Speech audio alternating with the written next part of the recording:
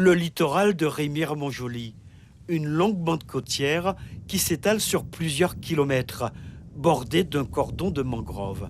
Le littoral guyanais compte parmi les plus dynamiques du monde du fait de l'influence du fleuve Amazone.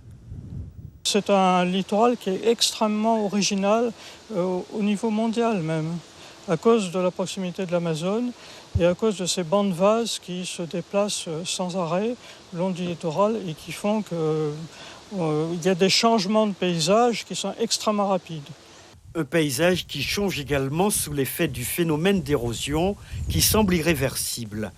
Ici, un enrochement a été réalisé pour protéger les habitations et des stabiplages contiennent l'érosion maritime et maintiennent le sable sur la plage.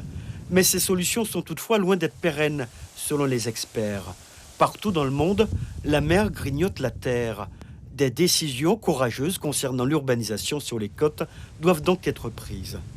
80% des littoraux sableux dans le monde sont en érosion. Voilà, parce qu'on n'a plus de sable, parce qu'il n'y a plus de sable disponible et donc de plus en plus on opère à ce qu'on appelle des replis stratégiques en fait, c'est-à-dire qu'on ne s'installe plus en bord de mer, on s'installe un petit peu plus à l'intérieur sur des terres qui sont moins vulnérables. À Remire-Montjoly, la plage n'est pas le seul endroit où des stratégies de protection de l'environnement combinées aux besoins de développement durable sont à imaginer. Exemple des Salines, tout près de la plage.